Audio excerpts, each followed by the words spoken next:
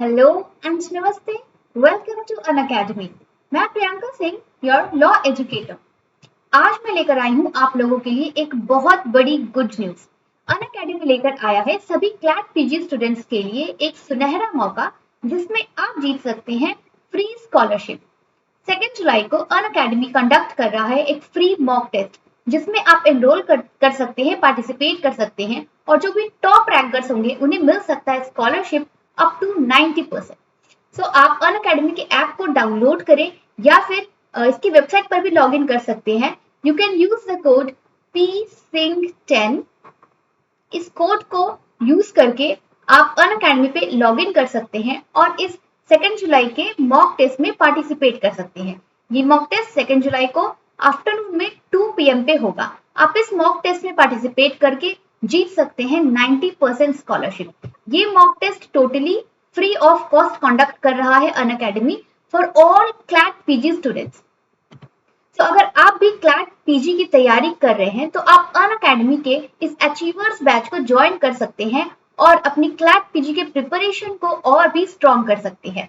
ये जो बैच है वो 15 जून से स्टार्ट हो गई है, जिसमें आपको 3 बेस्ट एजुकेटर्स मिलते हैं जो आपकी क्लैट पीजी के प्रिपरेशन में आपकी हेल्प करेंगे। अगर आप क्लैट पीजी की प्रिपरेशन बहुत अच्छे से करना चाहते हैं और इससे रिलेटेड किसी भी इंफॉर्मेशन को मिस नहीं करना चाहते तो आप इस टेलीग्राम चैनल को भी ज्वाइन कर सकते हैं just by scanning this QR code. इस QR कोड को स्कैन करके आप हमारे Telegram channel Unacademy CLAT PG Priyanka Singh से जुड़ सकते हैं, जिसमें आपको क्लैट पीजी से रिलेटेड सभी इंफॉर्मेशन, सभी अपडेट्स, सभी videos time to time available होती रहेंगी। तो आज के हमारे सेशन का जो मेन टॉपिक है वो यही है कि किस तरह से आप अपनी क्लैट पीजी की प्रिपरेशन को बिल्कुल स्ट्रॉन्ग कर सकते हैं ताकि with in the coming exam आप अपने एग्जाम के लिए जो टाइम से पहले ही बिल्कुल रेडी रहो। और आज हम इन्हीं टॉपिक्स पर बात करेंगे। आज हम बात करेंगे इंपॉर्टेंट अमेंडमेंट पर। जो भी प्रीवियस ईयर में हमने क्वेश्चन पेपर देखा है, एनालाइज किया है, उनमें रीसेंट अमेंडमेंट से रिलेटेड क्वेश्चंस जो है वो हर बार पूछे जाते हैं। तो आज हम एक क्विक रिव्यू देखेंगे उन क्वेश्चंस का जिन अमेंडमेंट्स के क्वेश्चन के बेसिस पर क्लैट के प्रीवियस ईयर में जो भी क्वेश्चंस हैं वो पूछे गए हैं। तो सबसे पहले तो हम ये जान लेते हैं जो basic thing about amendment. Amendment का मतलब होता है कि किसी भी लीगल प्रोविजन में जब हम कोई चेंज या ऑल्टरेशन कर रहे हैं तो इसे हम लीगल टर्म में अमेंडमेंट कहते हैं। जो हमारे कंट्री के लॉज हैं वो टाइम टू टाइम रिवाइज होते रहते हैं। ये रिजिड और स्टेबल नहीं हो सकते because we know that our India, our country is a developing country. हर दिन इसमें न्यू न्यू जो वेराइटीज है, न्यू न्यू टेक्नोलॉजीज है, न्यू न्यू तरीके हैं वो एड ऑन होते जा रहे हैं। तो इन तरीकों से, इन न्यू न्यू चीजों से कोप अप करने के लिए हमारे लॉज को भी अपडेटेड रहना जरूरी है। इसीलिए time to time legal provisions को चेंज किया जाता है जो ये शो करता है कि we are in the way of progress. यही तो हमारी प्रोग्रेस का जो वे है वो लीगल प्रोविजंस के चेंज के थ्रू, अमेंडमेंट्स के थ्रू ही ये हमें पता चलता है। तो कॉन्स्टिट्यूशन ही नहीं, बाकी बहुत सारे ऐसे लॉज है जिनमें टाइम टू टाइम ट्रांसफॉर्मेशन होता है, स्पेसिफिक प्रोविजंस उसमें ऐड होते हैं सो दैट वो न्यू सोसाइटी में उन लॉज को प्रॉपर तरीके से अप्लाई किया जा सके और सोसाइटी में ये न्यू लॉज प्रॉपर तरीके से एडजस्ट हो सके। सो क्लैट पीजी के प्रीवियस ईयर क्वेश्चन पेपर में ऐसे बहुत सारे क्वेश्चंस थे जो अमेंडमेंट के बेसिस पर थे। So in today's video we will discuss just those important MCQs as per the analysis of previous year question papers of CLAT PG. So let's start with the question number 1. Right to property ceased to be a fundamental right by which article? आप questions को अच्छे से read करिए, इनके options को read करिए। If you want more time, you can pause the video and then write in the comment box the correct answer of this question, and at the end analyze your performance. So right to property ceased to be a fundamental right by which article? Option A, Constitution 69th Amendments Act 1991. Option B, 42nd Amendment 1976. Option C, Constitution 71st Amendment 1992. या फिर option D 44th Amendment 1978. Right to property ceased to be a fundamental right by which article? Now let's check the answer. The correct answer is Option D, that is the Constitution 44th Amendments Act 1948, 1978. 1978 से पहले यानी कि 44th amendment से पहले ये जो right to property थी ये हमारे one of the fundamental rights की कैटेगरी में आते थे, बट 44th अमेंडमेंट 1978 के बाद फंडामेंटल राइट्स की कैटेगरी से राइट टू प्रॉपर्टी को हटा दिया गया और इसके लिए सेपरेट प्रोविजन बना दिया गया। उसके बाद से राइट टू प्रॉपर्टी एक फंडामेंटल राइट ना होके ये सिर्फ एक लीगल राइट है। Okay, now coming to the next question. Condition embodied in section 439(1)(a) regarding the presence of informant at the time of hearing of bail application in certain sexual offences was inserted by। अब ये जो section 439(1)(a है ये कौन से amendment के through insert किया गया था? Read the options, think and then write the answer in the comment box. Option A, Criminal Law Amendments Act 2018. Option B, Criminal Law Amendment Act 2013. Option C, Code of Criminal Procedure Act 2008. Option D, Criminal Law Amendment Act 2005. Now let's check the answer. The correct answer is option A, that is the Criminal Law Amendments Act 2018. 2018 के amendments के through criminal law में section 439(1)(a) add किया गया जिसमें provisions है regarding the presence of इंफॉर्मेंट at the time of hearing of bail application in certain sexual offences. Now next question,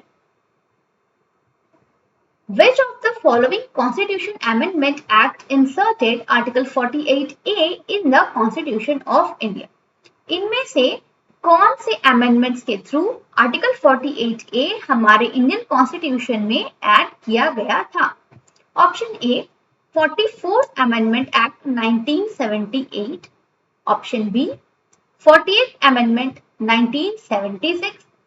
option C, 42nd amendment act 1976 या फिर 46th amendment 1982। These amendments are very important for your exam purpose।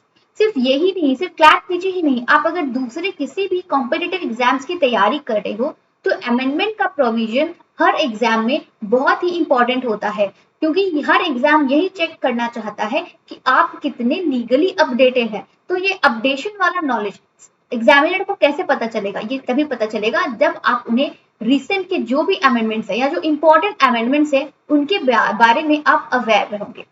So 48A ये article constitution में कौन से amendments के through add किया गया था? Now let's check the answer. Answer is option number C, 42nd amendments act 1976। Now एक चीज यहाँ पर ध्यान रखने वाली बात ये भी है कि आपको कंप्लीट प्रोविजन याद रखने पड़ेगी, यानी कि आपको अमेंडमेंट्स भी याद रखना है और उसके ईयर्स को भी याद रखने हैं। अगर आप एक रफली आइडिया लेकर सिर्फ ईयर को ध्यान में रखते हो और अमेंडमेंट का नंबर भूल जाते हो, या फिर आपको अमेंडमेंट तो याद है कि ये 42nd अमेंडमेंट में हुआ था लेकिन आपको ईयर याद नहीं है, तो ऐसे केसेस में भी जो आपके आंसर है वो रॉन्ग हो सकते हैं। और आपको तो पता है क्लैट में नेगेटिव मार्किंग होती है, तो छोटी सी गलती की वजह से आपके जो मार्क्स हैं वो कम हो सकते हैं। तो ऐसी गलती नहीं करनी है। जब आप किसी चीज को पढ़ रहे हो तो उसे अच्छे से डिटेल में और हर एक चीज पढ़नी है, माइनर चीजों को भी आप मिस आउट नहीं कर रहे हो, या तो पढ़ना है या नहीं पढ़ना है, ये दो स्ट्रेटेजी हमें अपनानी है। तो जब भी आप अमेंडमेंट्स पढ़ रहे हो, स्पेशली मैं अमेंडमेंट्स की बात कर रही हूँ, जब भी आप अमेंडमेंट्स पढ़ रहे हो तो आप ये चीज बिल्कुल ध्यान में रखो कि ये कौन सा अमेंडमेंट है और ये अमेंडमेंट कौन से ईयर में हुआ था, क्योंकि यहाँ पर क्वेश्चन में ऐसा भी पूछा जा सकता है, सपोज आपका एक और ऑप्शन होता है यहाँ पर, ठीक है, जिसमें ये कहता कि ये हुआ था 44th अमेंडमेंट एंड ईयर पे 1976 की जगह पे ये ईयर 1978 लिख देता, और आपको ईयर याद नहीं है, आपको बस पता इतना याद है कि 48A जो है वो 42nd अमेंडमेंट में हुआ था, ठीक है। तो ये ऑप्शन अगर यहाँ पे 42nd अमेंडमेंट ही है और ईयर दोनों में अलग अलग है, तो ऐसे में आप कंफ्यूज हो सकते हो और आपके आंसर रॉन्ग भी हो सकता है। इसलिए आप ईयर के साथ साथ अमेंडमेंट का नंबर और ईयर यानी कि दोनों ही चीजें आपको याद रखनी पड़ेगी। Now move on to the next question. Which of the following is not true in relation to the Jammu and Kashmir Reorganization Act 2019? Again a very important question, क्योंकि जम्मू एंड कश्मीर वाला प्रोविजन हमेशा से हॉट टॉपिक्स में रहा है। कब? क्योंकि अभी के जो हमारे रिसेंट के एक्ट्स हैं उन सब में भी चेंजेस हुए 2019 के टाइम पे कि सभी एक्ट्स अभी applicable to whole of India. पहले इन सब में स्पेशल प्रोविजन आपने देखा होगा, the act is applicable in India except Jammu and Kashmir, but ये एक्सेप्ट जम्मू एंड कश्मीर वाला जो प्रोविजन है वो सभी एक्ट से 2019 के बाद से हटा दिया गया। इसीलिए जम्मू एंड कश्मीर के प्रोविजंस को भी हमें पढ़ना जरूरी है। So answer this question, which of the following is not true in relation to Jammu and Kashmir Reorganization Act 2019? Option number A, the act has amended schedule 1 of the constitution. Option number B, the act has amended article 4 of the constitution. Option C, the act has amended schedule 4 of the constitution. या फिर none of the above. इनमें से कौन सा statement true नहीं है? अब ये चीज भी ध्यान में रखनी है जब भी आप क्वेश्चन को रीड कर रहे हो, तो अगर क्वेश्चन में नॉट है तो आपको ध्यान से उन ऑप्शंस को पढ़ना है। जनरली होता क्या है, स्टूडेंट इस नॉट को मिस कर जाते हैं और उनकी वजह से उनका जो आंसर है वो रॉन्ग मार्क हो जाता है, क्योंकि बिकॉज ऑफ कंफ्यूजन। तो नॉट को बिल्कुल ध्यान में रखना है। अगर क्वेश्चन में नेगेटिव क्वेश्चन पूछा जा रहा है तो नॉट को ध्यान में रखते हुए ही आपको ऑप्शंस को रीड करके सही ऑप्शन को मार्क करना है। Okay, now let's see the answer. The correct answer is the act has amended article 4 of the constitution. Article 4 को अमेंड करके ये जम्मू एंड कश्मीर का जो प्रोविजन एक्ट, रीऑर्गेनाइजेशन एक्ट है, ये बना था। This statement is not true. बाकी this and this is true, क्योंकि आर्टिकल 4 ऑफ इंडियन कॉन्स्टिट्यूशन ये कहता है allows to the consequential changes in the fourth schedule, यानी कि ये नेम ऑफ द स्टेट और union of the state and fourth schedule जो है उसमें है number of seats allotted in the Rajya Sabha for each other. The Constitution will not treat any such law altering the existing states or creating a new state as the amendment. तो इसे amendment की category में Constitution नहीं मानता है। That's why the Article 4 जो है that is the wrong answer regarding Jammu and Kashmir Reorganization Act.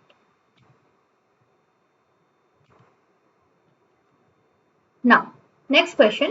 The recent amendment to the Constitution of India paving way for 10% reservation for economically weaker sections, जिसे हम पढ़ते हैं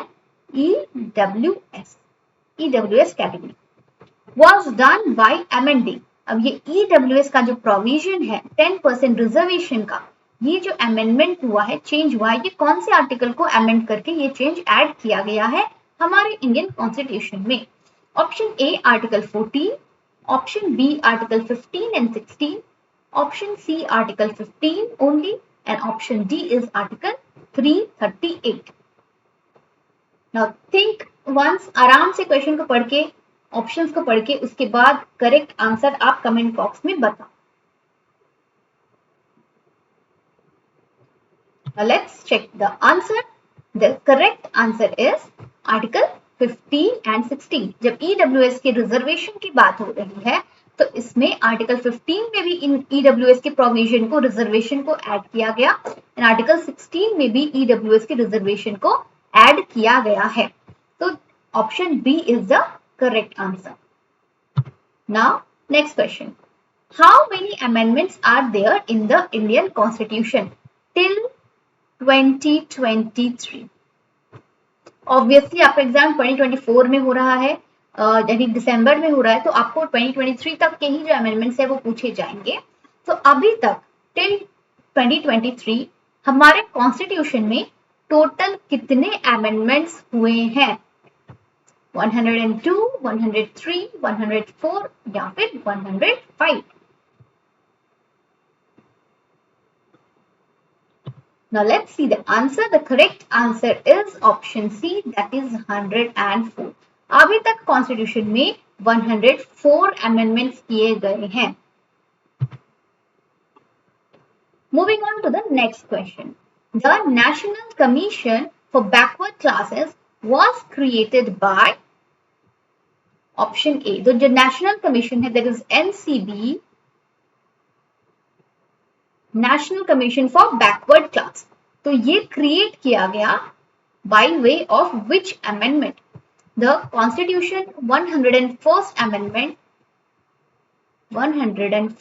Amendment Act 2016, the Constitution 102nd Amendment Act 2018, the Constitution 103rd Amendment Act 2019 या फिर Constitution 100th Amendment 2015।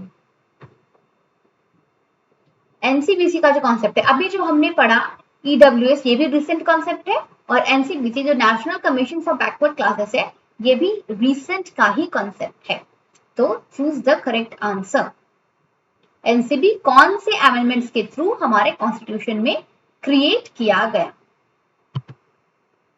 It was created by 102nd amendment 2018 में जो constitution का 102nd amendment हुआ, उस अमेंडमेंट के through national commission for backward class, ये एक न्यू कमीशन बनाया गया जो बैकवर्ड क्लासेस के प्रोविजन से रिलेटेड कुछ भी रेगुलेशन जो है उन्हें बनाना होता है, या फिर एनसीबी के कैटेगरीज की पॉपुलेशन को कैलकुलेट करना होता है, उनसे रिलेटेड कुछ भी जो प्रोविजंस है वो सभी डिसाइड करने की जो पावर है वो नेशनल कमीशन को दी गई। तो 102nd अमेंडमेंट में ये national commission for backward class create किया गया था in our Indian constitution. Now next question, which of the following duties was inserted by way of an amendment in 2002? 2002 में एक मेजर अमेंडमेंट हुआ जिसमें एक ड्यूटी ऐड की गई।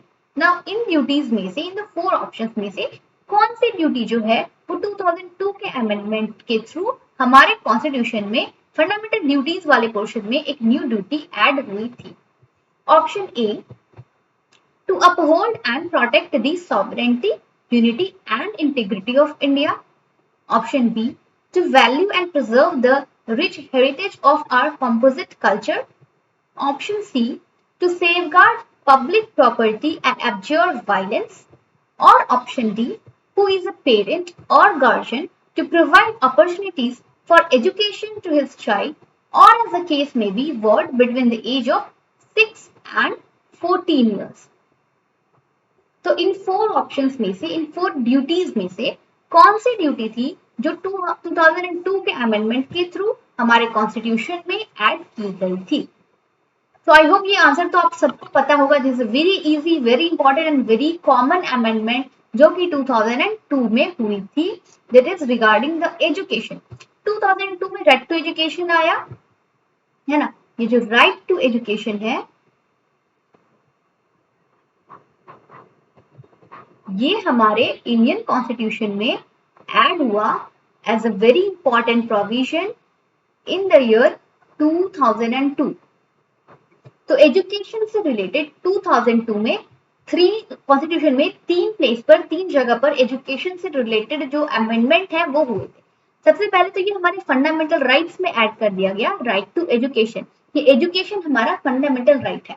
सेकेंड, ये पेरेंट्स पर ड्यूटी भी इम्पोज की गई कि ये पेरेंट्स की ड्यूटी है कि वो 6 से 14 साल के बच्चों को जो बेसिक एलिमेंट्री एजुकेशन है वो प्रोवाइड कराए, क्योंकि बच्चे खुद से तो जाएंगे नहीं स्कूल, बच्चों की जिम्मेदारी ऑब्वियसली पेरेंट की होती है। इसीलिए पेरेंट या गार्जियन पर ये फंडामेंटल ड्यूटी इम्पोज की गई कि वो अपने बच्चों को ऐसी सुविधा, ऐसी अपॉर्चुनिटीज दे एजुकेशन से रिलेटेड।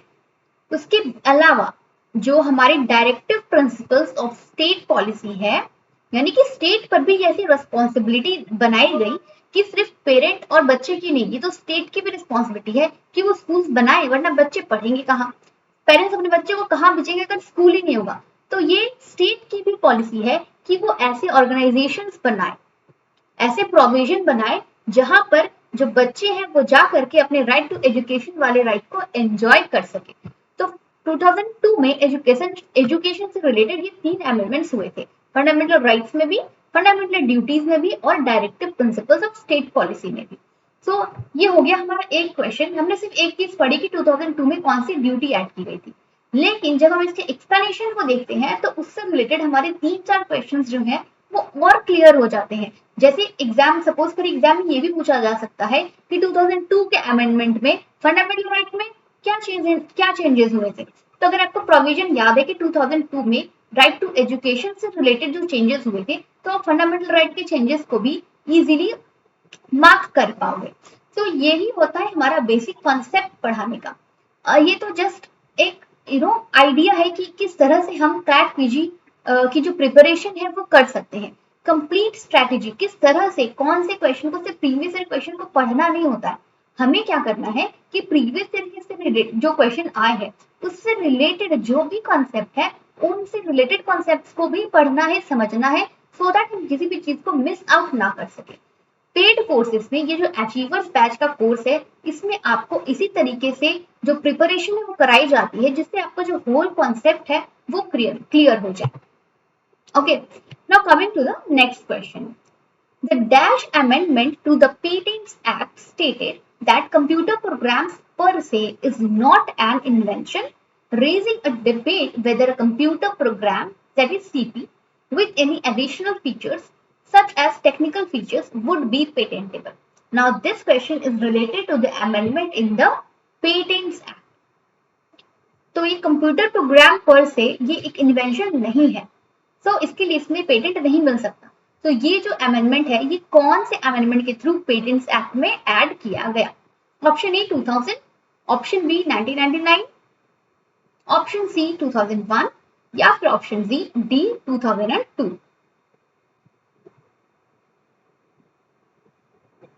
पेटेंट एक्ट में कंप्यूटर प्रोग्राम से रिलेटेड अमेंडमेंट हुआ कि कंप्यूटर प्रोग्राम जो है वो इन्वेंशन की कैटेगरी में नहीं आता है। तो इसकी वजह से एक डिबेट क्रिएट हो गया कि क्या कंप्यूटर प्रोग्राम इन्वेंशन है या नहीं है। ठीक है, तो इसमें ये कह रहा है कि कंप्यूटर प्रोग्राम अगर उसमें एडिशनल फीचर्स ऐड कर रहे हैं, उसमें अलग से टेक्निकल फीचर्स कुछ उसमें ऐड कर रहे हैं, तो वो न्यू एडिशन इन्वेंशन कहलाएगा। क्योंकि इन्वेंशन यही है ना, जब किसी चीज को नए तरीके से बना रहे हैं। तो जैसे ही नॉर्मल कंप्यूटर प्रोग्राम में कुछ न्यू टेक्निकल चीजें, कुछ न्यू एडिशनल फीचर्स ऐड हो जाती है, तो उस कंप्यूटर प्रोग्राम को एक न्यू कंप्यूटर प्रोग्राम माना जाएगा और वो पेटेंटेबल है। तो कंप्यूटर प्रोग्राम से रिलेटेड इस डिबेट के बाद न्यू कंप्यूटर प्रोग्राम्स को पेटेंटेबल बताया गया था। तो ये जो कंप्लीट प्रोविजन है कंप्यूटर प्रोग्राम से रिलेटेड, ये कौन से अमेंडमेंट में पेटेंट एक्ट में ऐड किया गया था? Now let's see the answer. It is the 2002 amendment. 2002 में जो amendment हुआ था पेटेंट्स एक्ट में, उसमें ये चीज ऐड की गई कि कंप्यूटर प्रोग्राम्स जो हैं वो अगर एडिशनल फीचर्स के साथ आते हैं तो वो पेटेंटेबल हैं। नाउ इसमें से ये क्वेश्चन भी पूछा जा सकता है कि 2002 के अमेंडमेंट में जो कि पेटेंट एक्ट में हुआ था, उसमें कौन से प्रोविजन से रिलेटेड अमेंडमेंट हुए थे? तो आपको बताना पड़ेगा, ऑप्शंस में 2-3 ऑप्शंस रहेंगे और आपको चूज करना पड़ेगा कि ये कंप्यूटर प्रोग्राम से रिलेटेड अमेंडमेंट हुआ था। तो देखा आपने एक क्वेश्चन से किस तरह से 2-3 क्वेश्चन फ्रेम हो सकते हैं और कैसे आप अपनी स्टडी करोगे जिससे आप एक क्वेश्चन को इतने डिटेल में कॉन्सेप्ट को पढ़ लोगे कि उससे रिलेटेड, उस टॉपिक से रिलेटेड अगर कोई भी क्वेश्चन आएगा तो आप इजीली आंसर कर पाओगे। इसलिए जब आप क्लैट पीजी की प्रिपरेशन कर रहे हो तो आपको एक मेंटोर की जरूरत है। ये मेंटोर आपको मिल सकते हैं अनअकैडमी के अचीवर्स बैच पे। आप P-Sync 10 इस कोड को यूज करके इस बैच में एनरोल करा सकते हो, जहां आपको मिलते हैं बेस्ट एजुकेटर्स, जहां पर डेली लाइव क्लासेस होती है, टेस्ट होती है। ये एक स्ट्रक्चर्ड कोर्स है जहां पर आपको हर क्लास का पीडीएफ भी अवेलेबल होता है। ये क्लैट पीजी के प्लस प्रोग्राम को आप ज्वाइन कर सकते हैं with very nominal and minimal price. इसकी प्राइस बहुत ही अफोर्डेबल है और आप अपनी नीड के अकॉर्डिंग किसी भी प्लान को चूज कर सकते हैं। There is a base plan that starts with a 6 month plan, जिसकी टोटल वैल्यू भी है, और अगर आप वन टाइम पेमेंट नहीं करना चाहते हो तो ये आपको पर मंथ पेमेंट का भी ऑप्शन देता है, जो कि बहुत ही नॉमिनल वैल्यू है। आप इजीली दिस मच अमाउंट को स्पेंड करके अपनी नॉलेज को गेन कर सकते हो और क्लैट पीजी में अपने बेस्ट एनएलयूज में, अपने ड्रीम एनएलयूज में अपनी सीट को सिक्योर कर सकते हो। Further you can join the 12 months program at a very nominal price, या फिर आप चाहो तो आप 18 मंथ्स के प्रोग्राम को भी ज्वाइन कर सकते हो, जो और भी नॉमिनल हो जाता है आपके लिए। Don't forget to join this mock test. Unacademy के इस मॉक टेस्ट को आप बिल्कुल भी मिस आउट नहीं कर सकते हो। आप इस 2 जुलाई के मॉक टेस्ट में पार्टिसिपेट कर सकते हैं और जीत सकते हैं मौका 90% स्कॉलरशिप तक। जो विनर है, जो टॉप रैंकर्स होंगे, वो जीत सकते हैं 90% स्कॉलरशिप। तो आज एनरोल करें बिल्कुल फ्री में। It is no cost, it is totally free of cost. आपको जस्ट अनअकैडमी के ऐप को डाउनलोड करना है और इस जो मॉक टेस्ट है उसमें पार्टिसिपेट करना है। और क्लाइड पीजे से रिलेटेड सभी इंफॉर्मेशन से अपडेटेड रहने के लिए इस क्यूआर कोड को स्कैन करके हमारे टेलीग्राम चैनल से जुड़ सकते हैं। सो आई होप कि आज की वीडियो आपको अच्छी लगी होगी और आप इसी तरह से अपने क्लाइड पीजी की प्रिपरेशन को स्ट्रॉन्ग करना चाहते हैं तो अचीवर्स बैच को जरूर ज्वाइन करें। Thank you, bye.